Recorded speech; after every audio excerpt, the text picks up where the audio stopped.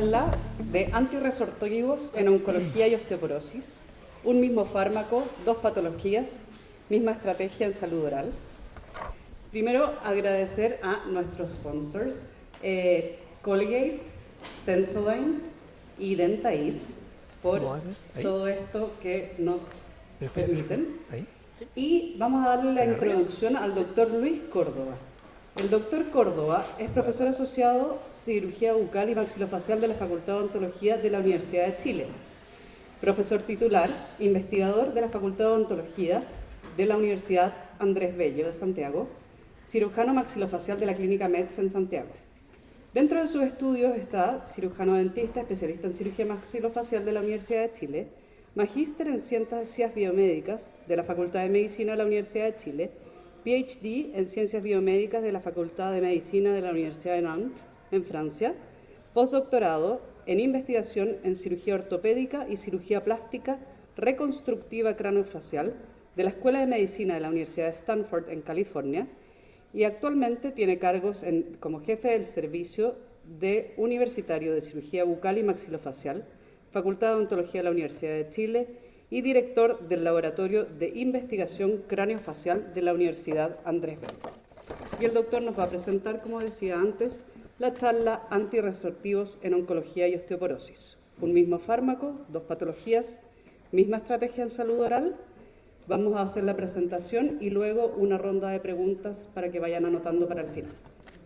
Doctor Córdoba, muchas gracias. Bueno, muchas gracias por la presentación, muchas gracias a todos y a todas por estar aquí. A la Sociedad de Perionce, que fue súper amable en darme este tiempo, que yo creo que nos reunimos el año pasado, como en julio, a hablar del tema. Y básicamente es un tema que yo creo que nos importa a todos los dentistas del mundo. Ya no es un tema particular de Chile, sino que es un tema que ha tenido un interés creciente y qué mejor que ustedes, que son los quienes mantienen a los pacientes odontológicos, a diferencia de muchas otras especialidades. Entonces, el foco de esta charla, ¿cierto? Ustedes escucharon el título, yo creo que todos han escuchado hablar de los antirresortivos, pero parte de una motivación también que va más allá de nuestra carrera. Yo formo parte y hago el disclosure al tiro de ser parte del directorio de la Sociedad Chilena de Osteología y Metabolismo Mineral, donde soy el único dentista, pero espero que haya muchos más. Y básicamente enfrentando un problema gremial, en que tenemos algunas diferencias de opinión y entendiendo el punto de vista del otro, en este caso de los prescriptores de antirresortivos, uno también le encuentra una solución no tan complicada. Yo creo que es bastante más sencillo de lo que parece, pero requiere un esfuerzo común. Y esta charla es parte de eso, es parte de un esfuerzo de difusión, espero no solo poder interactuar con ustedes, sino que con otras especialidades. Y esto parte de la confusión. Esta es la cara de muchos pacientes que me van a ver. Por alguna razón, desde un tiempo a esta parte, recibo muchos pacientes de endocrino, reumatología, ginecología. La mayoría de esos pacientes están confundidos. Y están confundidos porque, bueno, tienen un diagnóstico X que motiva el uso de los antirresortivos, de un medicamento extraño, nuevo, que les genera efectos secundarios, pero además están confundidos porque el dentista de su familia o su dentista, porque los mandan a su dentista, les dijo algo que no era coherente con lo que les dijo su prescriptor. Entonces el paciente empieza no solo a tener que lidiar con su problema de salud, sino que también con un problema de qué hacer, porque hay un profesional de la salud, en el cual ella tiene mucha confianza, que le da una opinión diferente a lo que el otro colega dice. Entonces así nace esto, y esto es bien frecuente. Ahora, en general la salud ósea, y ya para entrar un poquito en materia, es la consecuencia de un equilibrio entre la formación y la resorción ósea. O sea, se forma, se pierde de manera constante y mantenemos la masa ósea durante toda la vida. Eso es la salud. Si nosotros queremos, cuando nos enfermamos, ¿cierto? Se produce un desequilibrio. Esto cambia absolutamente por alguna razón, tumor o trauma, enfermedades genéticas, etc. Pero hay un cambio en favor de alguna de ellas. Lo más frecuente es que este cambio sea en favor de la pérdida ósea. Y acá tenemos que los médicos, ¿cierto?, van a indicar fármacos anabólicos, es decir, que van a estimular la formación ósea, o lo que nos convoca hoy y que es mucho más frecuente, es la indicación de fármacos antirresortivos, es decir, que van a evitar que la pérdida ósea avance y con ello favorecer la formación indirectamente. Entonces, esto es lo que nos convoca hoy y este es el paciente que nosotros recibimos generalmente. En primer lugar, es una enfermedad, ¿cierto?, asociada a cáncer, que es un gran grupo de pacientes, el paciente oncológico, que tiene un cáncer metastásico, es decir, es un cáncer avanzado en etapa 4 y que afecta de mayor o menor medida a su esqueleto corporal. Generalmente nos vemos enfrentados a pacientes que tienen cáncer de mama o de próstata, son los que más, ¿cierto?, metastatizan al esqueleto. Ahora, esto es lo que está sucediendo. Y estas metástasis, estas células tumorales que están acá, van a estimular y van a interactuar con células que reabsorben hueso y van a favorecer la pérdida de la masa ósea, estableciendo este famoso círculo vicioso que está archiestudiado y que lo que hace es disminuir la masa, favorecer el crecimiento tumoral y predisponer al paciente a esto, una fractura patológica que tiene una serie de consecuencias, incluso aumentando mortalidad. Entonces, si lo vemos de ese lado, el cáncer metastásico no tiene un efecto solo local, sino que también tiene un efecto mortal en términos indirectos. Y esto es a esto se enfrenta un paciente oncológico, ¿cierto?, con una enfermedad ósea. Muchas veces el paciente va a cirugía, a radioterapia, quimioterapia, inmunoterapia, hormonoterapia, distintas bioterapias, es decir, terapias que tienen un blanco bien específico, manejo del dolor y los agentes antirresortivos óseos, y no incluí ningún medicamento para el manejo de la salud mental. Por lo tanto, el paciente oncológico es paciente muy intervenido médicamente, no solo quirúrgicamente, sino que médicamente muy intervenido y con efectos a nivel multisistémico bien importantes. Los antirresortivos óseos en oncología han demostrado por lejos que aumentan la masa ósea, es decir, pasamos de una situación como esta en una biopsia de cadera, ¿cierto?, a una situación como esta en que vemos un aumento en el número de trabéculas, en el espesor de trabéculas y una mejor calidad ósea. Es decir, este aumento de la densidad y la masa es notable. A un paciente oncológico le sirve y mucho. Además, en algunos estudios, que son bastantes, se ha descubierto que el antirresortivo, más que nada el difosfonato, tiene un efecto antineoplásico. Se ha descubierto que tiene un efecto antiinflamatorio, pero todo eso está en estudio. Entonces, más allá de su efecto netamente óseo, tiene un efecto también antioncológico.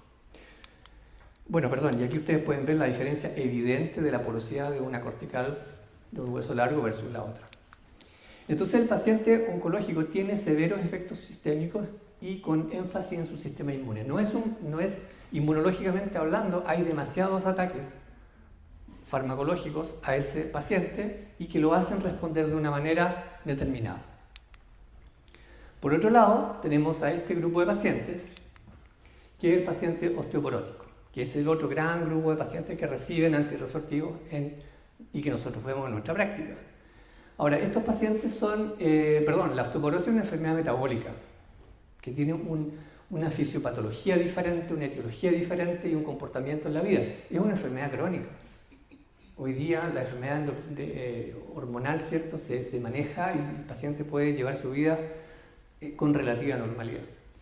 Ahora, es una enfermedad importante y relevante porque afecta al 20% de la población del mundo y un 30% de los pacientes, de las pacientes mayores de 50 años. Me estoy refiriendo a la osteoporosis primaria, posmenopáusica, que es la más frecuente. Obvio que hay más, pero esta es la paciente típica. Y lo que ustedes pueden ver aquí es evidente, ¿cierto? Hay un deterioro en la masa ósea de un lado con respecto al otro, con aumento de los espacios, es decir, esa médula ósea que no es de la más saludable, pero bueno, aumenta y disminuye los espacios intraveculares, favoreciendo la fractura, que es la gran complicación del paciente osteoporótico. Ahora, los estrógenos tienen un rol muy importante y ustedes pueden ver acá cómo luego de la caída de los estrógenos se produce todo lo que está acá no ocurre, es decir, los estrógenos tienen un rol en todas las células óseas, van a proteger, ¿cierto?, de la resorción, van a favorecer la formación, van a disminuir todo el microambiente resortivo y van a favorecer, ¿cierto?, la formación ósea. Por lo tanto, cuando hay una caída abrupta, farmacológica o posmenopáusica de los estrógenos, tiene un efecto importante y que debe ser suplido de alguna otra manera. Y esta es la manera de diagnosticar, ¿cierto? El paciente nos llega a nosotros, obviamente no nos da todos los detalles, pero siempre llegan con una carpeta llena de exámenes, siempre. Y esos exámenes incluyen esto, que es la manera de diagnosticar la osteoporosis y de clasificarla. Y que esto es una densitometría y que básicamente se estudia el hueso trabecular, ¿cierto?, a nivel de la columna, una extrapolación, y el hueso cortical a nivel del cuello femoral, y se establece un valor de esa densidad mineral ósea, determinando, ¿cierto?, un T-score, el cual va a ser de algún rango, determinando si el paciente está en estado normal, si un paciente está en osteopenia, es decir, si tiene una disminución de la masa ósea, o francamente un paciente osteoporótico, es decir, un paciente con un T-score de menos de 2,5 hacia abajo, es un paciente osteoporótico. Y nos van a llegar pacientes con todas estas características. El paciente osteopénico no consulta y no está sometido, ¿cierto?, a esta posibilidad de ser tratado con antirresortivos, porque el paciente osteopénico es tratado con calcio, con vitamina D, con actividad física, y no es el paciente sometido a esta posibilidad, ¿cierto?, de usar medicamentos nuevos. Es el paciente. Y dentro de este grupo de pacientes tenemos algunos que son leves, moderados o severos. O sea, tengo un paciente que es severamente osteoporótico, muy severamente osteoporótico, sobre todo si ha tenido fracturas previas, o menos severo en su intensidad. Y este es el riesgo. El paciente osteoporótico tiene el riesgo de sufrir fractura de vértebra, de muñeca y de cadera, pero específicamente el cuello del fémur. Y es un paciente que, si tiene alguna de estas fracturas, se le genera una gran incapacidad en su vida, lo que favorece, ¿cierto?, una serie de condiciones como, por ejemplo, estar postrado, si es una fractura femoral, si de un paciente o una paciente adulta mayor, lo que le va a generar una serie de otros defectos y que van a favorecer una mala calidad de vida y una morbimortalidad mayor. Entonces la paciente osteoporótica viene con esto. El paciente dice: tengo que hacer esto, me tiene que ver el cardiólogo, me tiene que ver el dentista, pero viene con una lista de chequeo. No es como el paciente oncológico, que viene bien afectado. Viene con cosas por hacer y generalmente viene con indicación de calcio, vitamina D, cambio en los estilos de vida, comida y estos medicamentos antirresortivos que van a ser de un tipo u otro. Ahora, los antirresortivos óseos, en el caso de los pacientes osteoporóticos, han demostrado también, ¿cierto?, una reducción en el riesgo de fractura de hasta un 70%, o sea, es notable. Es notable, o sea, es un avance, sea cual sea el antirresortivo, ¿eh? Es un avance para la medicina enorme, porque la vitamina D no alcanza, el calcio solo no alcanza, la actividad física no alcanza. Y ha sido un progreso notable, porque la calidad de la vida de las personas de tercera edad o la persona con osteoporosis o de cáncer ha mejorado un montón.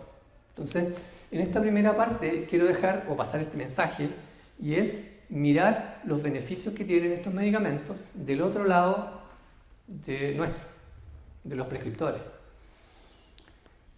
Entonces, los antirresortivos, ¿cierto?, tienen evidentes y significativos beneficios en prevenir las fracturas, ¿cierto?, prolongar la vida, reducir la mortalidad y la morbilidad y mejorar la calidad de vida en este tipo de pacientes. Segunda parte, quiero llevarlo un poco a lo que pasa en la odontología. Y estos pacientes que nos vienen a ver, ¿cierto?, no nos dicen voy a tomar antirresortivo, nos dicen voy a usar un fijador de calcio. Yo creo que lo han escuchado.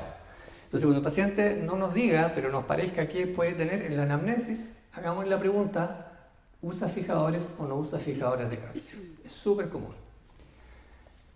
Ahora, el paciente usa en Chile ácido alendrónico, que es muy frecuente, es muy popular. Y es más que nada usado para osteoporosis de mediana severidad. No es un medicamento, es un bifosfonato, ¿cierto?, de uso oral.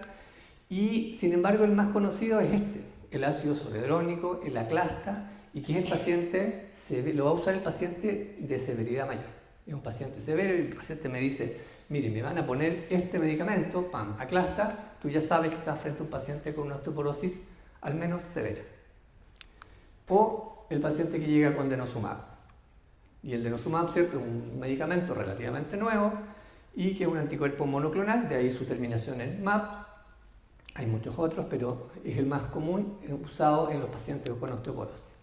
Ahora, esta es una versión súper simplificada de lo que pasa, ¿cierto?, y cómo se remodela el hueso. Es decir, tenemos células que están quietas, células de la superficie ósea, que no van a tener ninguna actividad, ¿cierto?, esperando que pase algo o responder a algo, y van a estar en esta fase de quiesencia, tranquilas. Luego se activan, ¿cierto?, y va a comenzar este proceso de reabsorción ósea. Este es el ciclo de remodelación ósea normal. Y el ciclo de remodelación ósea comienza por la resorción. Eso es absolutamente fisiológico.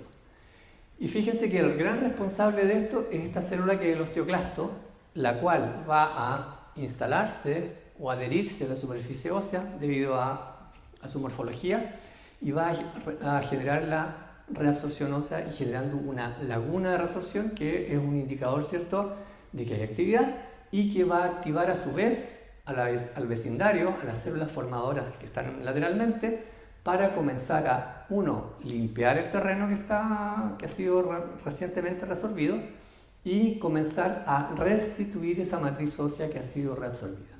Y esto es una y otra vez a una velocidad mayor, menor, depende de la edad del paciente. Evidentemente en la adolescencia esto es mucho, ¿cierto?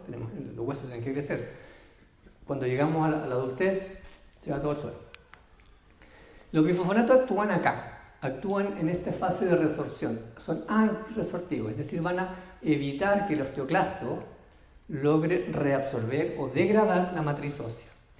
Y el bifosfonato actúa porque se va a unir a la matriz ósea, tiene características propias que le van a permitir unirse químicamente y lo otro que es importante, permanentemente a la matriz ósea.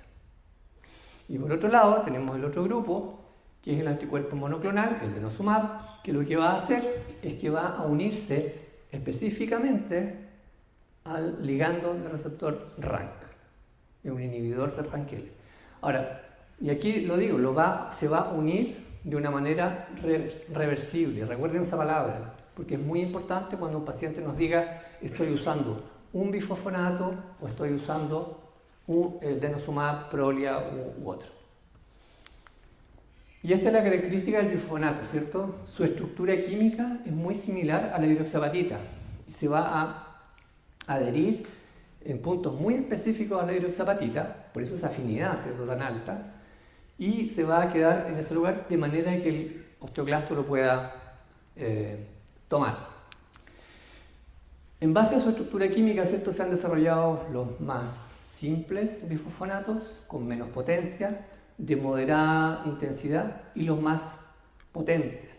Y aquí ustedes pueden reconocer, no sé si los ven de acá, acá tenemos el ivandronato y el alendronato, son los clásicos bifosfonatos orales que tienen una potencia intermedia para una osteoporosis inicial.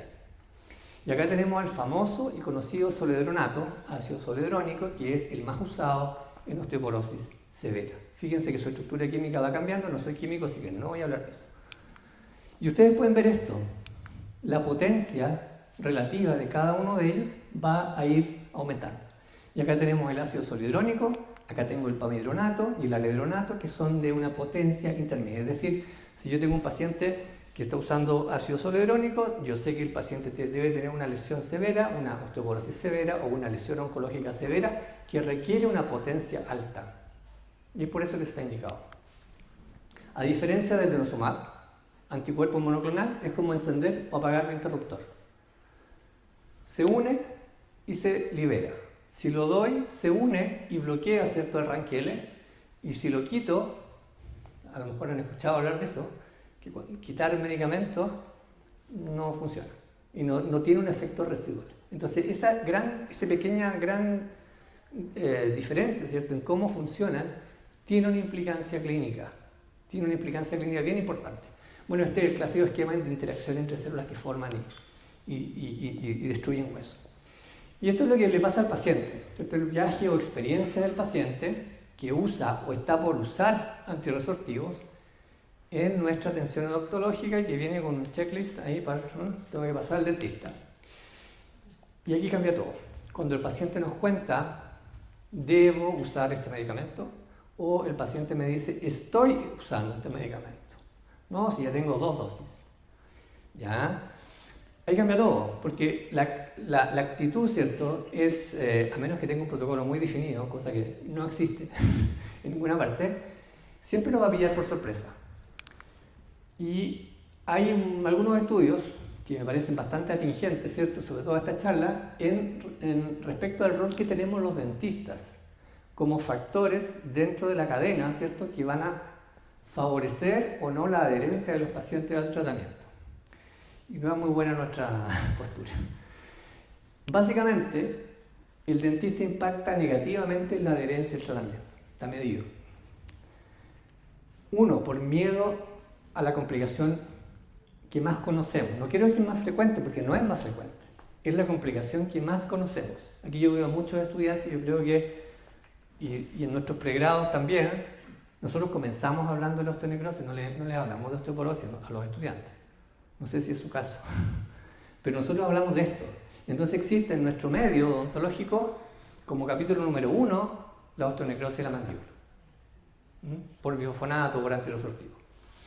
Bueno, esta es la razón más importante, ¿cierto? Pero también hay falta de protocolo estándar. La gente, los colegas, es muy variable, ¿cierto? El uso de protocolo, el registrar sistemáticamente y detalladamente el saber cuánto tiempo está usando el medicamento, qué medicamento, en qué dosis, por qué vía. No existe esa rigurosidad en general en nuestra anamnesis. Y luego las brechas de comunicación, que también es una realidad. Y ahí tenemos responsabilidades compartidas con los prescriptores.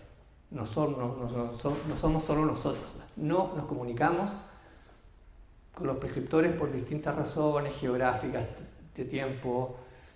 No trabajamos mucho con médicos al lado que estén indicando esto, salvo algunas excepciones, generalmente hospitalarias, que tienen los mejores grupos de trabajo, diría yo, que se han formado. Bueno, básicamente, para no enredarlo, esta es una definición de lo que es la osteonecrosis de la mandíbula, según la última definición de la Asociación Americana de Maxilofacial. Yo creo que ya deberían ir pensando en actualizarla porque hay pequeños cambios, y es básicamente una exposición ósea mayor a 8 semanas. Eso ya ha ido cambiando, se ha ido disminuyendo la etapa. No está publicado, pero ya hay discusión en el tema. Segundo, sin historia de uso de radioterapia en cabeza y cuello, porque ese es el otro gran factor que hay que diferenciar. Entonces, frente a una osteoradionecrosis o es una como le dicen en Francia, quimionecrosis por medicamento. Y bajo tratamiento con antirresortivo o algún antiangiogénico. Recordemos que el concepto de osteonecrosis asociada a bifosfonato cambió y ahora se define, ¿cierto?, como una osteonecrosis asociada a medicamentos. De ahí la M. Bueno, la formación odontológica se enfoca en comenzar por el riesgo de osteonecrosis de la mandíbula. Capítulo número 1 del tema, o hasta una clase D. A todos nos han pedido eso. Hasta una clase D. Bifosfonato. Ya, osteonecrosis. No. Deberíamos, creo yo, y este es un mensaje también, irnos un poquito más atrás y a justificar por qué se están usando los medicamentos y los beneficios, porque este es el riesgo. Ahora, ¿no os parece que todo paciente con antirresortivos tiene un alto riesgo? Estamos frente a uno y decimos, y nadie quiere tener una complicación así, si es entendible, pero es infrecuente, ya lo vamos a ver. Yo les recuerdo eso desde ya, no es una complicación frecuente.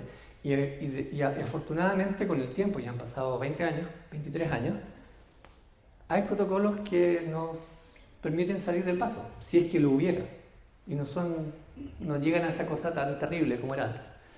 Y esta fue una pregunta que nos hicimos el año pasado, hace 2 años ya. La publicamos en una revista de osteoporosis, y es por qué los pacientes osteoporóticos son tratados de la misma manera que los pacientes oncológicos en relación a su cuidado oral. ¿Por qué?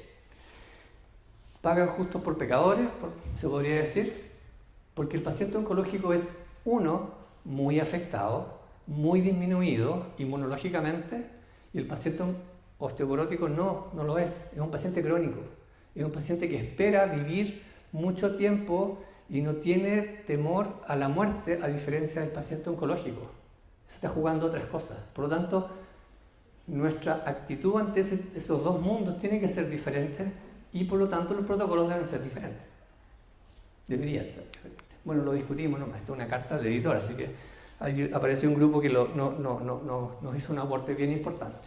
Pero básicamente es esto. Fíjense, los pacientes en general osteoporóticos tienen bajo riesgo de desarrollar la necrosis ante una extracción dental, a diferencia del paciente oncológico, y que sí, es la exodoncia el acto quirúrgico más asociado a osteonecrosis.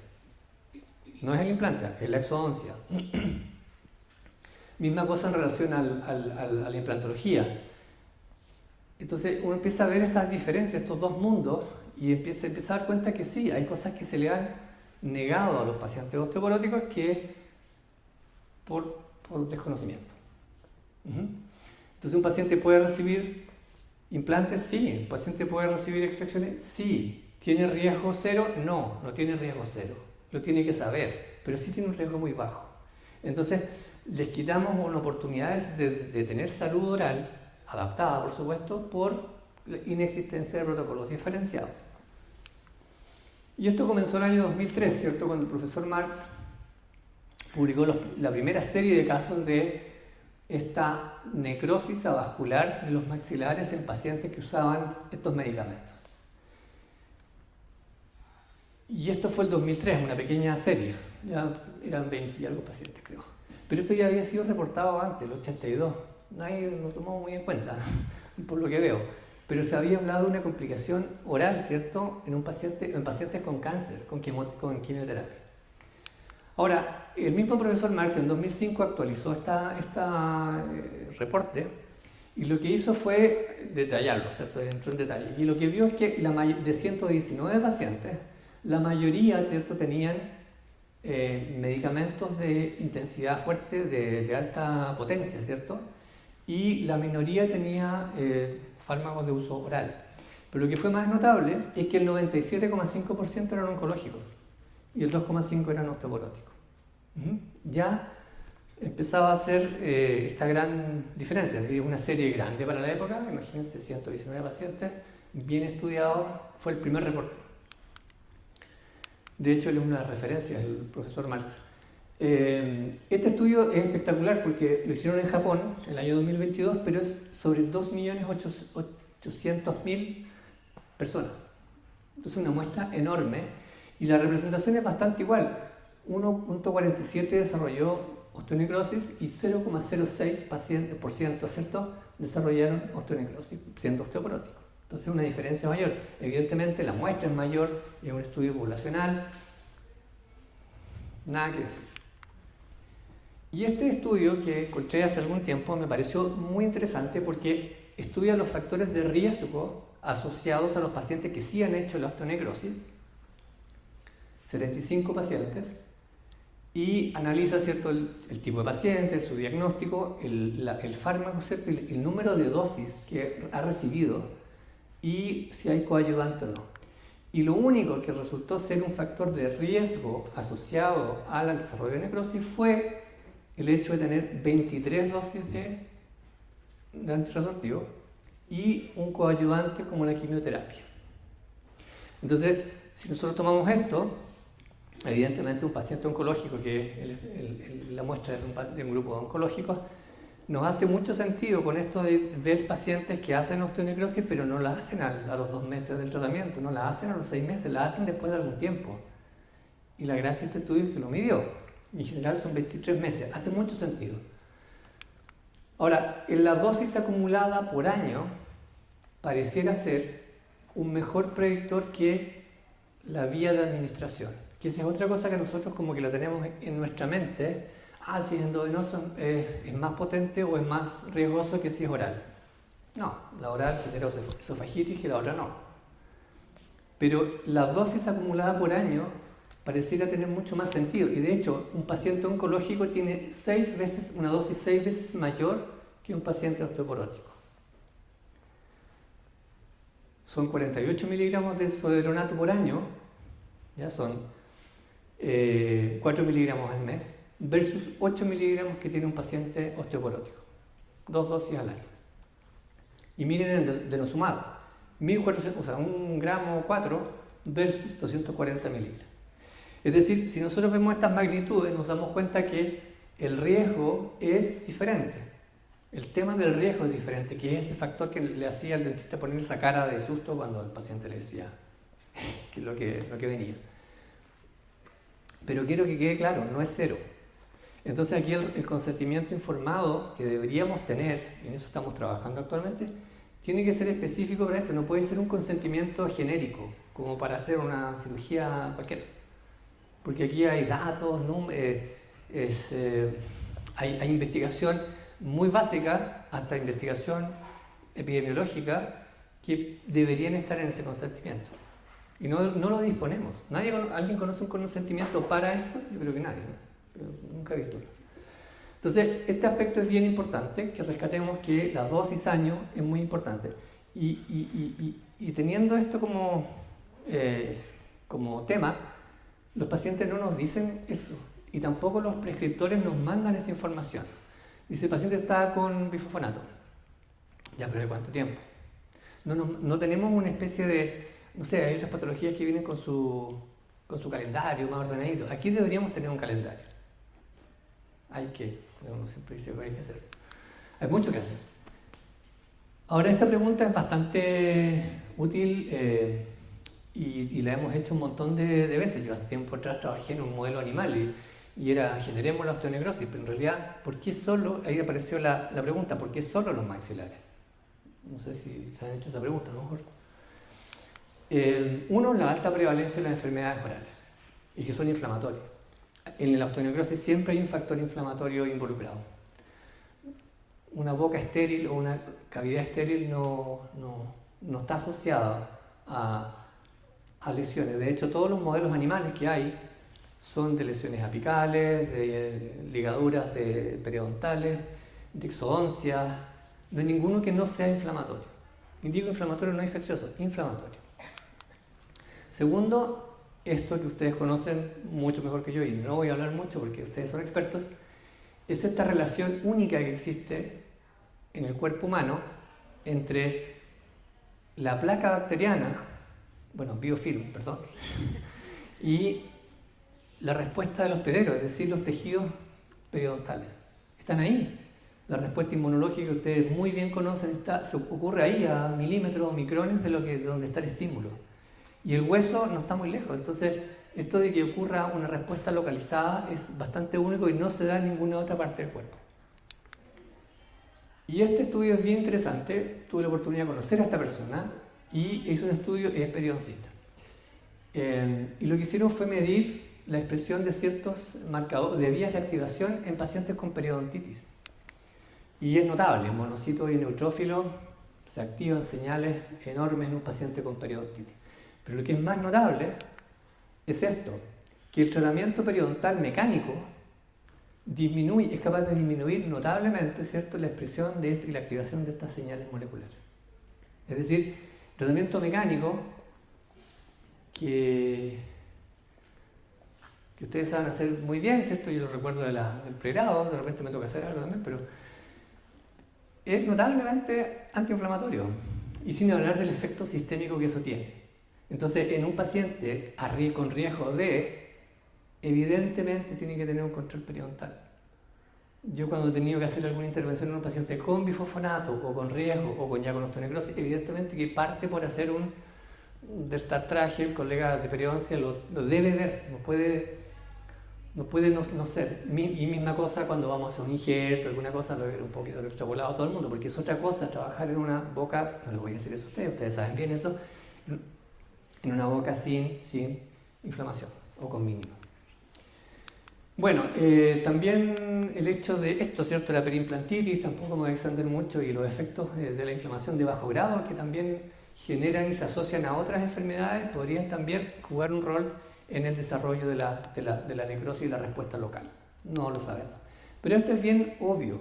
Y el hecho de de tener un ligamento periodontal y un sitio de remodelado óseo también único, no hay otro así en el cuerpo. Un sitio donde el hueso está permanentemente remodelando toda la vida, y que de un momento a otro lo frenamos con el medicamento, también es importante considerarlo, porque hay un estímulo, hay mecanotransducción que deja de estar presente cuando el paciente comienza a ser tratado con antirresortivos.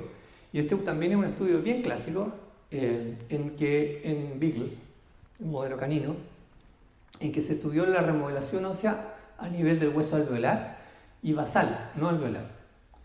Y fíjense cómo, este es el vehículo, ¿cierto? Pero las diferencias al administrar alendronato, no más, el alendronato no es más potente, ¿cierto?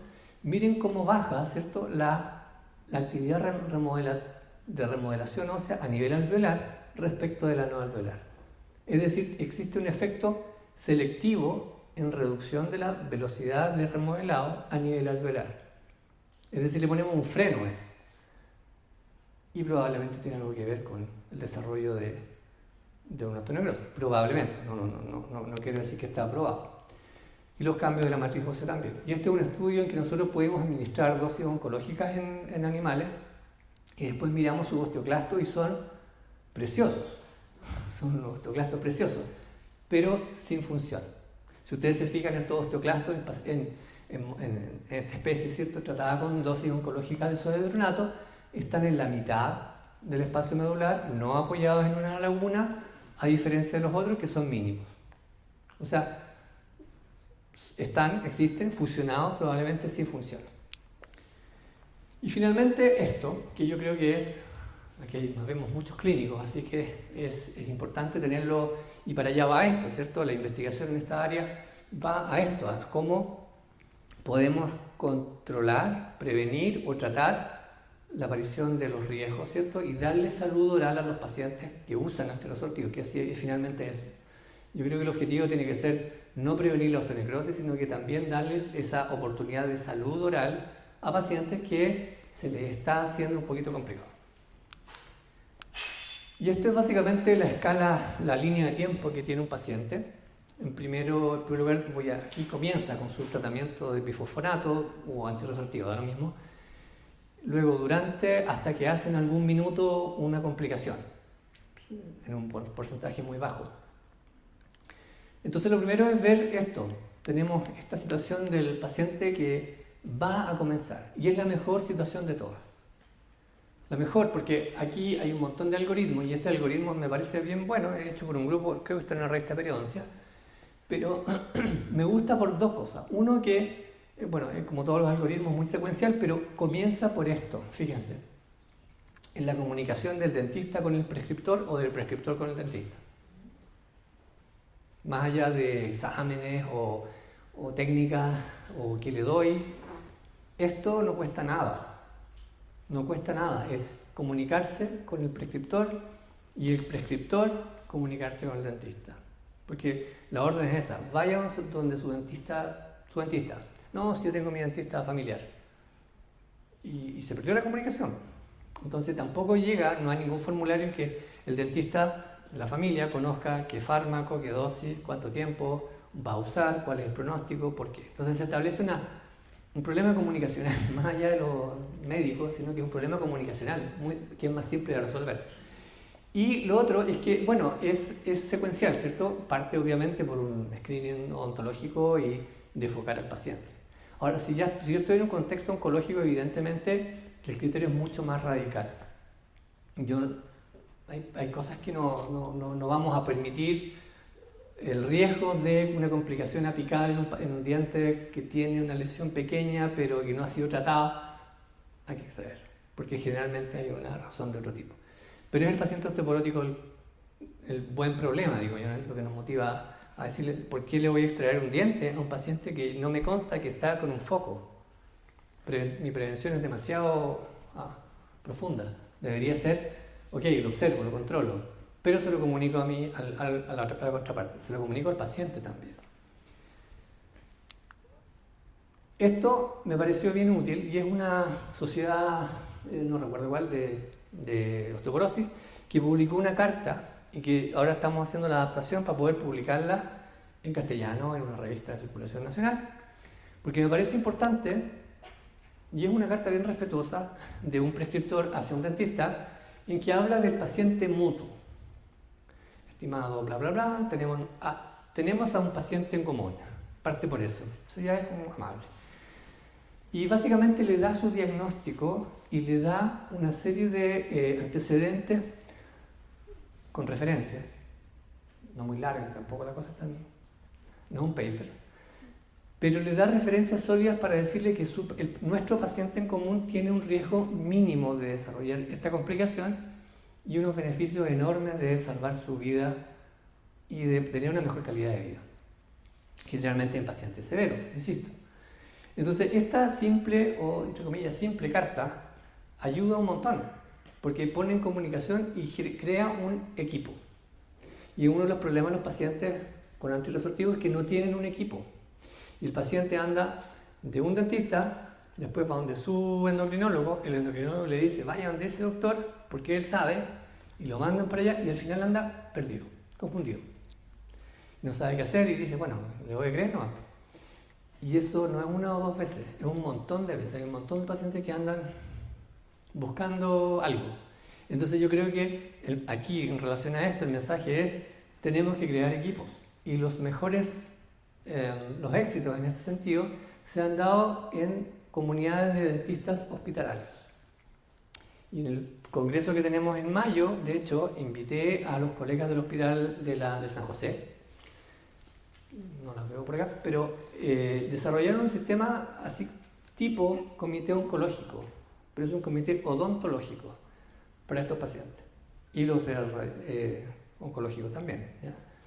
Entonces es una visión del periodoncista, del cirujano, del rehabilitador, porque ese es otro factor que hay que considerar, no hemos hablado mucho de eso acá, esto de los flancos protésicos que generan cierto úlceras. Entonces es un enfoque multidisciplinario, a veces hay que tomar decisiones respecto a endodoncia, tiene que haber un endodoncista. Entonces se crea este comité, que yo encuentro que es único, no conozco otro comité de este tipo, y que lo que hace es tomar una decisión colegiada responsablemente para ese paciente y ponerlo en la ficha, la cual va a leer su prescriptor. Esto es difícil en la práctica privada, por razones obvias, logísticas, ¿cierto? Pero no es imposible, la carta no cuesta nada. Y uno va conociendo gente además, se mete en ese mundo y se da cuenta que hay mucha necesidad de tener esta comunicación. Ahora, antes de los bifosfonatos, obviamente tengo que prevenir los focos infecciosos futuros y bajar la carga inflamatoria local, sistémica. Esto va a ser muy variable. Si el paciente es oncológico, debo ser más radical. Es una lesión, no sé, de ese tipo, no voy a esperar que la endodoncia, si el paciente va a ir a un tratamiento con antirresortivos, más quimio, más radio, más etc., no voy a esperar mucho tiempo. Entonces ahí lamentablemente es un mundo muy distinto al paciente no oncológico o osteoporótico. Pero en este paciente sí, ¿por qué le voy a extraer ese diente? ¿Por qué? O sea, tiene toda la indicación de ser conservado. Esa odontología conservadora se puede manifestar ahí y el paciente generalmente no tiene a menos que esté fracturado, no tiene una urgencia real. Puede esperar algún tiempo. Personalmente me ha tocado pedirle a los prescriptores que esperen 2 meses luego de una exodoncia. ¿Para qué? Para tener cierre de la mucosa, para tener un hueso nuevo en ese alvéolo, porque sabemos que un osteoporótico repara más lento, el alvéolo repara más lento, el hueso. Y si además le empiezan a dar medicamentos, bueno, se va a demorar más. Alguna vez me tocó ver un alvéolo de una paciente ginecológica que fue tratada con esto y me tocó ver un alvéolo, un tercer molar y tenía una remodelación, una reparación ósea mínima, una paciente joven con un problema oncológico. Entonces, no es que, o sea, el alvéolo repara mucho más lento, pero si se pueden esperar 2 meses nos ayudan un montón, o 1 mes al menos. Perdón, y esto también es bien importante, que siempre lo olvidamos, que es la reparación o la remodelación de prótesis. Hace un par de días me tocó ver una persona que no usaba prótesis, no tenía ningún factor causal, pero usaba un plano cruzal. Un plano cruzal largo que tenía un pivote y que probablemente estaba haciendo un daño en esa zona, fuera o se remueven. Bueno, esto, lo que les decía, los 2 meses para la cicatrización del alvéolo. Y eso es una cosa de hablar, o sea, el paciente dice, bueno, ok, puedo esperar 2 meses, pero ¿qué dice mi médico? Entonces uno tiene que hablar con el médico. Y es una indicación nuestra, ¿no? Y aquí es importante algo que no lo destaqué mucho, es esto. Muchos prescriptores reciben esta frase, le voy a pedir pase médico, ¿o no? Como si fuese diabético o como si lo hacemos con el paciente cardiópata, ¿no? Le pedimos el pase operatorio. No saben qué hacer con esto. Les digo, en la sociedad se habla de esto. ¿No? ¿Qué hago cuando me llega un pase? ¿Cómo yo le voy a dar un pase? No le puedo asegurar que el paciente no va a hacer una complicación. Le puedo informar que está tomando esto y lo otro, los riesgos son aquí y allá. Pero nadie le va a asegurar, como podríamos asegurar que la glicemia esté estable luego de una compensación metabólica. O que la presión arterial también. Es distinto. Entonces, esto de pedir el pase crea una expectativa incierta porque no se puede dar un pase. Se puede dar una información. Entonces, lo que, insisto, la utilidad de la carta es tomar una decisión informada de manera colegiada. Bueno, el paciente que está ya usando un bifosfonato o antirresortivo, este es otro paciente, ¿cierto? Y aquí aparecen estas ventanas. No, si empiezan a aparecer todo tipo de comentarios. 6 meses no pasa nada. 1 año no pasa nada, en base a experiencias. Lo único que tenemos en concreto es que a los 23 meses hay un estudio que prueba que aumentó significativamente la incidencia de osteonecrosis. Y hace mucho sentido, porque yo personalmente nunca he visto una osteonecrosis en un paciente osteoporótico que a los 6 meses. Sí en oncología. Sí en oncología. Y asociado a una serie de otros factores de riesgo. Entre otros, enfermedad periodontal bien avanzada. Entonces, ¿qué sucede acá? Nuevamente, comenzamos por lo mismo, la comunicación entre el prescriptor y el dentista. Siempre, siempre, siempre. Entonces, uso antibiótico en general. Si yo tengo que hacer una intervención en un paciente que ya está usando bifosfonato o antirresortivo, lo tengo que hacer, porque el paciente tiene un riesgo mayor de hacer una complicación infecciosa, de hacer una lesión de otro tipo, o si tengo un quiste, no lo voy a dejar con el quiste para toda su vida, tengo que hacerle algo. Pero el paciente debe saberlo en su consentimiento, uno, y lo otro, yo tengo que extremar mis medidas preventivas. Y eso implica una cirugía limpia, con colgajos menores, cerrar con monofilamento y no con suturas trenzadas, porque disminuye la adherencia placa-bacteriana. El PRF es una gran ayuda. No sé cómo ni por qué, pero es una gran ayuda. Es como una bomba de factores de crecimiento. Nadie anda mal con PRF. Y anda bastante bien, ¿no? Los pacientes cuando uno toma todas las precauciones del caso para poder enfrentarlo, pero esto parte por una comunicación del paciente. El paciente sabe que yo estoy haciendo mi mejor esfuerzo y no es un paciente más. Lo entiende, ¿eh? Lo entiende. Entonces ahí de nuevo vuelvo al consentimiento, tiene que ser importante eso. Con antibióticos, por supuesto. Ahora, hay una serie de productos nuevos, ¿cierto? La pentoxifilina, la vitamina E, como este protocolo de tocoferol, que sí han demostrado que disminuyen la severidad de las enfermedades, de la necrosis. O sea, uno disminuye el número, pero está todo en estudio. Disminuye el número de complicaciones y además cuando existen son más leves. Puede ser, pero es difícil encontrar pentoxifilina.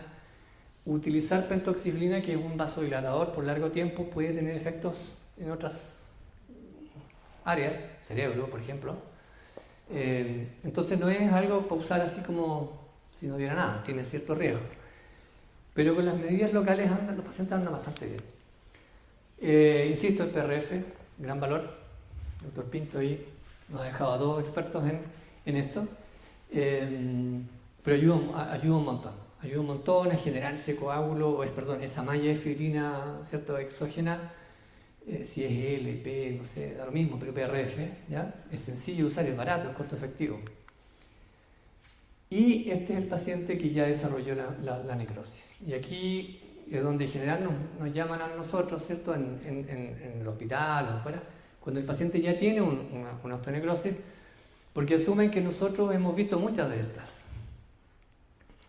No es verdad, no hemos visto mucho porque no son tan frecuentes, pero sí hemos visto por alguna razón un poco más y estamos preparados en el sentido para tener que hacer algo un poco más invasivo, pero no es la solución.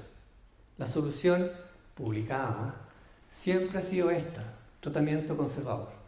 Cuando un paciente tiene un signo de necrosis por medicamento es una etapa súper tardía, es decir, el paciente ya tiene un secuestro y lo único que uno puede hacer es favorecer localmente que el secuestro se vaya. Ahora, desde hace un tiempo esta parte las secuestrectomías que antes eran como temidas y no hagamos nada, han sido más indicadas, ¿eh? Y los pacientes andan bastante bien porque es una... Imagínense esto, ni hablar de los micrones de biofilm que hay ahí cargado con un montón de gérmenes, pero lo que ayuda es esto, miren, es muy barato, es un cotonito con clorhexidina, perioquín u otro, localmente. Hágase aseo con esto, hágase aseo con esto, hágase aseo con esto, por mucho tiempo. Esto evidentemente se publica, pero este es un criterio de la osteoradionecrosis. Es una gran cirugía, y algunos andan bien, otros andan más o menos, otros andan mal. No podemos decir que sea la resección, la reconstrucción, como cuando hay un tumor benigno que sea la solución del caso. De hecho, yo no lo indicaría. Bueno, y esto es importante, la confirmación diagnóstica, porque la necrosis ósea hay varias causas de eso, ¿cierto? Osteomelitis, la radioterapia, pero bueno, si lo primero es tener un diagnóstico. El paciente no tiene una osteomelitis por otra causa, hay veces que sí lo tiene. No estuvo irradiado, por lo tanto cae dentro de mi diagnóstico, es decir, la confirmación diagnóstica sí, estoy frente a un paciente que está usando un medicamento. Hoy día hemos hablado de antirresortivos, pero hay una serie de otros anticuerpos monoclonales usados con otros fines, antiinflamatorios, neoplásicos, antivasculares, antifactores vasculares, que también han sido asociados a osteonecrosis. Entonces, hoy día tenemos terapias biológicas, muchas de ellas en la ley Ricarte-Soto, que se asocian con esto. No en la frecuencia del bifosfonato, no en la frecuencia del denosumab, pero sí se han reportado. Y también les quiero decir que hay casos de osteonecrosis espontáneas. En un paciente que usa el medicamento, pero que no ha sido sometido a cirugía, no usa prótesis, espontánea. Entonces ahí la teoría de la lesión de la mucosa cobra más valor. Bueno, etapas, ¿cierto? Si estoy en riesgo, el paciente que usa y está en riesgo, el paciente que solamente por el hecho de usar un antirresortivo ya está en riesgo. 2, etapa 0, ese paciente que le duele algo que nadie sabe lo que tiene, pero está usando antirresortivo, puede ser, lo controlo. Y aquí no hay radiólogos acá, pero también es un mensaje para ellos. A lo mejor hay cambios imaginológicos que podemos detectar. Se habla de una condensación del tejido. Yo no sé si hay actividad a nivel de la medicina nuclear que podríamos hacer ahí, no tengo idea, pero eso hay que desarrollar. Y aquí llegamos ya tarde, cuando hay una fístula, ¿cierto? Rodeada o no de un tejido inflamado, etapa 1, etapa 2, ¿cierto? Con una mayor cantidad de tejido inflamatorio y un secuestro evidente, que lo podemos ver, se puede ver de todas maneras. Y la etapa 3, ¿cierto? Y de la osteonecrosis, cuando ya tenemos compromiso del hueso basal, fracturas patológicas, etc. Afortunadamente son la menor cantidad de casos. Y donde se ve es donde hay una lesión previa, una mandíbula atrófica, que no es raro de ver, y esta fístula cervical. Bueno, este es un grupo de UCLA que hizo este estudio, la profesora Agalú, Tara Agalú, la invitamos hace algunos años y nos dio un curso súper bueno respecto a esto, y ellos tienen un enfoque muy poco quirúrgico, es decir, usemos el cotonito, el algodón con clorhexidina, y fíjense, tienen un 77% de resolución y un 22% de mejoría miren la cantidad de pacientes, 106 y 167 pacientes, sencillamente con un cotonito y clorhexidina, haciendo aseo local de la zona expuesta, y bajan de una osteonecrosis tipo 3 a una 2, de una 2 a una 1, hasta que el paciente expulsa esto y se acabó. Entonces pareciera ser una enfermedad autolimitante y que se maneja localmente. De ahí, nuevamente, la importancia de mantener un periodonto sano. Es como no estar haciendo usando un cotonito si al lado tengo un periodonto enfermo. No tiene mucho sentido. PRF también, ¿cierto? Ya lo dijimos, ¿cierto? Ayuda en los casos en que ya tengo la osteonecrosis. Disminuye. Se va rápido porque generalmente son superficies así, no muy retentivas, pero siempre sirve, siempre sirve. Yo tengo un paciente de 88 años con un usuario de denosumab por un cáncer de próstata diseminado, ¿cierto? Con esta etapa, una osteonecrosis en etapa 3, una fístula cervical que, imagínense lo que es su vida con esto. ¿Ya? Parche, problemas para comer, etc. Es un paciente detectado, imágenes, ¿cierto? Detectamos que incluso había una imagen de sospechosa de fractura patológica en la mandíbula, sin alteración sensitiva, así que era bastante bueno el pronóstico. Yusam vive en el sur. Ese es un problema logístico, no menor. No todo el mundo es capaz de acceder o tener cuidados bucales como un cotonito. Un cotonito puede ser muy sencillo para todos que tenemos habilidades, ¿cierto? Pero para un paciente que no la tiene, o que no ve bien, o que está solo, es complejo. Entonces acudimos a enfermería. Y enfermería en general no tiene experiencia en cuidados vocales. Solo este paciente se cuidó a nivel cervical, diariamente. Y bien, anduvo muy bien, se expulsó el segmento óseo y cambió todo. Y bueno, ahí está el caballero, muy feliz, le cambió la vida, volvió a sonreír, le da lo mismo esa cicatriz. Así que obviamente no es un paciente candidato para hacerle una reconstrucción, una resección de gran cirugía, poner una placa, no tiene sentido, no está indicado, no es que no tenga sentido, no tiene indicación quirúrgica. Entonces, bueno, finalizando esta charla, creo que hay cosas muy más relevantes que otras. Yo creo que la adherencia, tenemos que ver mucho en la adherencia al tratamiento. Tenemos que ver mucho en la formación, cómo estamos formando al pregrado, a los postítulos en este tema, y la comunicación entre médicos y dentistas. Y en eso estamos trabajando súper fuerte en la Sociedad Chilena de Osteología. O sea, en eso el desarrollo en común de guías clínicas, y uno de los llamados es a incluir colegas de distintas sociedades.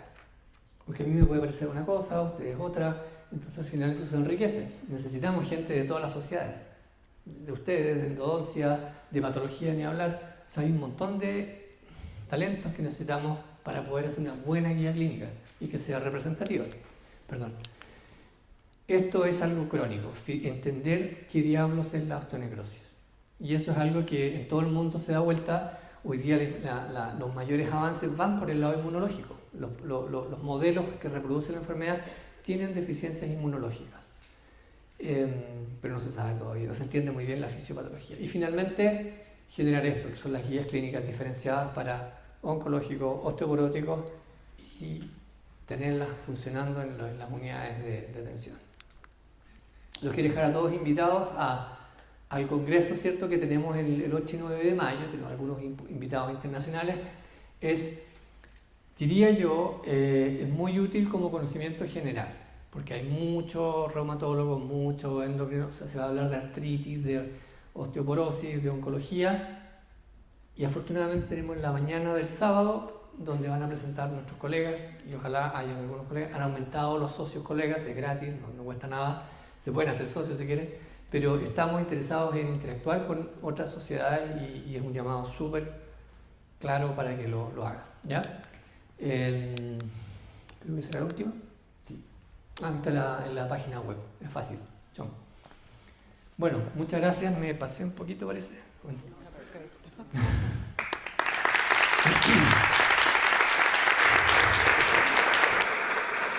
Muchas gracias al doctor Córdoba por su charla súper interesante, para que todos aprendamos más y compartamos más nuestras experiencias y con los médicos, comuniquémonos. Y quería saber si alguien tiene preguntas, además de la doctora Gergudis.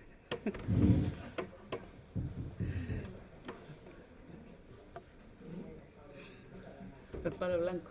Muchas gracias por tu presentación, excelente, gracias. Muy interesante, en un tema que, como tú dices, es poco conocido y parece un poco como un mito, ¿no?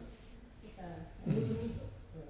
Mira, en una de tus diapositivas, en un recuadro que aparecía en inglés, aparecía que A ver, que en el tratamiento perinatal no quirúrgico de la periodontitis y la periimplantitis, tanto en pacientes osteoporóticos como oncológicos, hay un alto riesgo. Y que en la cirugía periodontal de tejidos blandos, el paciente con osteoporosis riesgo era bajo y el paciente oncológico era cuestionable. Esa es mi duda en relación al tratamiento periodontal. Quirúrgico, no quirúrgico, cirugía de tejidos blandos. Voy a llegar. Sí. Era... Ahí. Esa. ¿Sí? Sí, entonces, lo que está claro, ¿cierto?, es el rol que tiene la exodoncia. Eso está súper claro y documentado. La exodoncia es lejos del factor de riesgo mayor para desarrollarla. De para abajo es una nube de grises y depende mucho de las publicaciones. La calidad de las publicaciones no es buena. ¿Por qué? Porque no hay muchos casos y los estudios no son estandarizados. Es imposible, es muy difícil. Entonces, cuando dice riesgo cuestionable, significa que no hay información adecuada. Y eso significa que tenemos que ver caso a caso. Ahora, en el caso de los pacientes oncológicos, no hay ninguna respuesta sí o no, lamentablemente. Entonces, eso implica que este tipo de pacientes se necesita información al respecto. Lo mismo de, por ejemplo, el paciente endodóntico. El paciente endodóntico con osteoporosis tiene un bajo riesgo de hacer osteonecrosis y cuestionable si es oncológico. ¿Ya? Pero evidentemente un paciente que requiera, ¿cierto?, una terapia endodóntica, ¿cierto?, va a tener que recibirla y no es, obviamente el pronóstico es bueno, pero no es una cosa que uno vaya a cuestionar mucho. Ahora, si el paciente definitivamente está en malas condiciones generales, es otro paciente. Entonces, esto de cuestionable no se sabe. Pero ahí mencionan tratamiento no quirúrgico. Menciona el tratamiento no quirúrgico, que nosotros Ya, perdón. entonces ahí dice que es alto riesgo. Aquí, claro. Tratamiento no quirúrgico para la periodontitis y la periimplantitis. Eso significa tratamiento, bueno, no soy experto en eso, ¿no? Pero... Pulido radicular. ¿Sí? Sí, yo tuve un paciente que hice despachaje subgingival, pulido radicular, hice un secuestro. Y no me informó que estaba con lifofenol. Entonces de ahí tuve que contactarme con su médico tratante. Lamentablemente el médico tratante no le dio mucha importancia y, como dijiste tú, hasta que expulsó el trozo y lo mantuve con clorexina, pero no porque yo supiera que había un protocolo, sino que porque yo irrigaba y salió. Pero ahí está lo que tú apuntabas respecto del tema de la comunicación del prescriptor con el profesional. Pero como dice la doctora Navarro, se refiere a eso, al pulido radicular. No sé qué tanta evidencia significativamente estadística pudiera existir, pero a mí sí me pasó. Muy baja, y así de categórico tiene razón. Ahora entendí bien la pregunta. Así de categórica como está acá, yo la cuestiono, porque no hay evidencia, son series de casos, de hecho.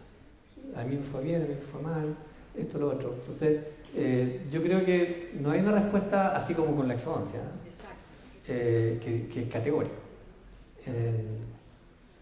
Yo creo que hay mucho que hacer todavía, en ese sentido. Ya que tengo el micrófono en la mano y la doctora Suye hizo alusión a mi persona, voy a aprovechar de preguntar, doctor. Sí, claro. Gracias por la presentación. Respecto de género, porcentaje, estas situaciones masculino, femenino, cuál es la relación, la prevalencia, sobre todo en las situaciones de menopausia, andropausia. Bueno, evidentemente más frecuente en mujeres, porque es la patología más frecuente. Es verdad que cuando hay andropausia, el paciente hombre se ven afectados por igual, pero es un paciente que aparte de eso tiene otras condiciones, ¿cierto? Pero si nosotros lo sumamos esta etapa de los 50 a los 70 años, le estamos agregando 20 años de más casos de mujeres. Por lo tanto, el número de personas afectadas es mayor en mujeres. Ahora, en oncología es totalmente diferente, evidentemente. Sí. Obviamente, próstata, cáncer de mama son diferenciales, pero el hecho de tener una osteonecrosis no es dependiente de si es del sexo del paciente. En los casos de osteonecrosis eran iguales. En los casos en relación al fármaco eran iguales. El denosumab tiene el mismo riesgo de hacer osteonecrosis que el bifosfonato más potente, que el zoledronato. ¿Y el estrés tendría algún efecto, sobre todo en lo último que presentaste, de que había una lesión que no se sabía por qué, no había como una relación directa de una condición de una inflamación crónica en la cavidad bucal que pudiera generar esto? ¿El estrés En los había casos alguna espontáneos. evidencia que pudiera estar manifestando esta posibilidad? No como estrés. Yo creo que el estrés afecta a todo, ¿no? Sí, pero evidentemente, y también es difícil probarlo, estudiarlo, etc. Pero sí son pacientes que están sometidos a terapia sistémica, es decir, la teoría en esos casos espontáneos es inmunológica, es decir, cómo está compuesta esa mucosa oral. Y una de las teorías de la osteonecrosis es esa, es lesiones de mucosa, es decir, el epitelio no se renueva de una manera óptima y la submucosa, ¿cierto? El conectivo no tiene una capacidad reparativa y por lo tanto se ulcera. Pero es una teoría. Yo creo que es la menos estudiada. Gracias.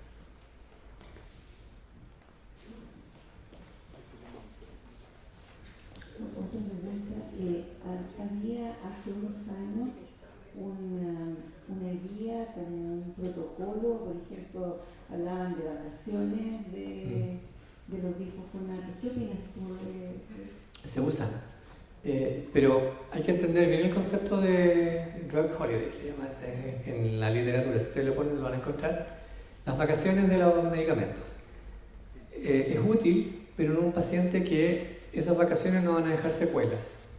Se indican en un paciente con una osteoporosis moderada, en que la suspensión del alendronato lo que va a hacer va a mantener, porque ya está tan fijo, ya tiene un tiempo en su cuerpo que no va a afectar, no va a haber una pérdida de la masa ósea. A diferencia de si el paciente está usando hace muy poco tiempo, y sobre todo el anticuerpo monoclonal, denosumab, en que el efecto va a ser contrario. Si se hace, y de hecho no se hace, una suspensión de denosumab, o yo pido que suspendan denosumab, hay un efecto rebote enorme, y el paciente pierde más masa ósea, y los médicos lo evitan, no lo quieren hacer. Ahí entra la parte de comunicación con su médico. Sí, exactamente, porque a veces además lo reemplazan por otro, un anabólico. Entonces ya, ok, lo dejamos sin pero le damos... Entonces yo tengo que saber eso. Hoy día hablamos de antiresortivos, pero se asocia a anabólicos. El Forteo, que es súper bueno, es PTH, hormona paratiroidea sintética. Es espectacular. Acá, una última pregunta. Perdón. Penúltima, parece. Claro, ¿cómo se hace ahí, por ejemplo, para darle un informe o pedir una adecuada derivación al médico, un pase médico, perdón? Porque si yo le digo al médico, paciente va a ser sometida por tratamiento periodontal, la gran mayoría de los médicos como que desconocen mucho de qué consiste la terapia, de qué hace. Entonces, claro, uno empieza a detallar que uno va a estar en contacto o mediante el instrumento se va a introducir dentro del surco, eliminar bacterias, donde puede haber un potencial contacto óseo o puede generar alguna inflamación de la zona. Estoy hablando así, tirando frases como viene al aire por un tema de cómo lo comunico al médico para que me diga sí o no, porque los médicos van a decir, chuta, no sé lo que es esto. Entonces, ¿cómo hacer una adecuada derivación para que me diga sí, no, o puede ser o no puede ser? Es que es lo que decía hace un rato, el paciente no va a decir sí o no, va a decir está con este medicamento, tiene bajos riesgos porque es un osteoporótico severo, que está usando un medicamento en una dosis al año o en 2 veces al año, y tenemos un mínimo riesgo y tiene un alto riesgo de fractura. Eso te va a decir. Yo creo que no vale la pena entrar en ese tipo de detalles técnicos nuestros, porque uno no se van a entender, que es otra nomenclatura, y se va a perder más allá, porque la respuesta es clara, el paciente que requiere iniciar tratamiento luego porque tiene riesgo de fractura. Esa es la razón número uno. Pero del otro lado, que eso es bien importante, ellos esperan que nosotros lideremos nuestra área. No le estamos pidiendo permiso. Y eso es lo que no está pasando. Porque yo necesito que no le dé antirresortivo por 2 meses. Necesito, no es un favor. No diga por favor, no. Necesito que lo comience en 2 meses. ¿Se puede o no se puede? No, sabes que está fracturado ya. Bueno, comience y asumamos los riesgos, informadamente. O si no tiene nada, bueno, esperemos 2 meses. Y me ha pasado. Y es una conversación, nada más. Entonces yo creo que más que la cosa técnica es el approach. Yo necesito extraer este diente, necesito que ese alveolo lo repare y punto. Entonces, y súper en buena porque es una petición honesta de mi parte, así como la de él es honesta porque está preocupado de la salud y al final todos estamos preocupados del paciente. Luis, bueno, por acá. Sí. Claudio, oye, primero felicitarte, muy buena la exposición, tal como yo creo que la mayoría es un tema súper nebuloso, ya hay mucho mito dentro de ello. Me pareció, bueno, abocándolo a la consulta, me pareció súper interesante la iniciativa que tienen de San José, este equipo. Y mi pregunta va, porque eso es en relación a la atención terciaria, secundaria, especialidad, pero mi pregunta es de la atención primaria.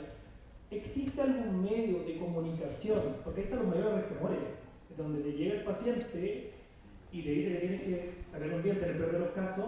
¿Existe algún medio de comunicación, no sé si piloto, si existirá esa iniciativa, por ejemplo con ese comité, desde la APS hacia los hospitales, algún hospital digital, les derivan a ustedes los casos, le dicen por temor, le dicen, ¿sabes qué? No sabemos si lo podemos hacer acá en APS o bajo ciertos protocolos más estrictos, y ese comité evalúa si lo pueden hacer en APS con ciertas recomendaciones, la comunicación. ¿Cómo es en ese sentido? ¿Cómo es bidireccional? ¿Lo pesquisan ustedes allá? ¿No hay comunicación? ¿Cómo es? No, funciona de pacientes derivados del Instituto del Cáncer, que son oncológicos obviamente, y pacientes derivados de endocrinología del hospital, es decir, nivel terciario. Lo que tú me estás contando es el mundo ideal. Así que a eso debería tender, a que ese protocolo reciba pacientes o pueda capacitar a gente para que este mismo esta toma de decisión, ¿cierto? Esta acción se lleven a nivel de la APS. Pero no existe. Así que hay una oportunidad para desarrollar.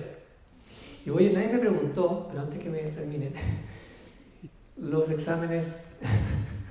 La otra vez me preguntó eso y lo voy a tocar porque es bien importante.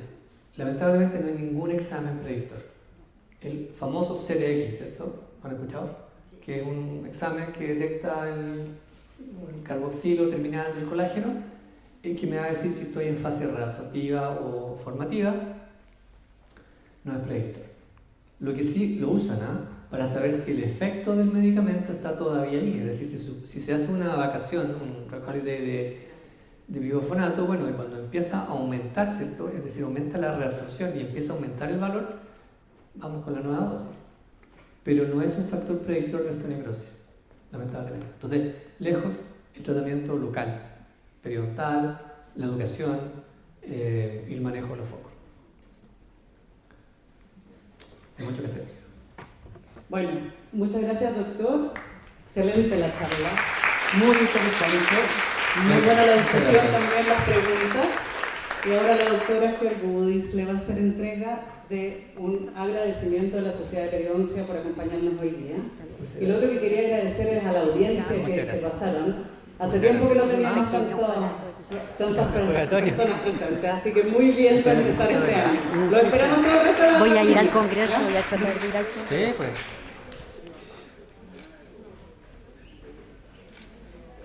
Muchas gracias. A ustedes. Muchas gracias y buenas noches. A descansar. Un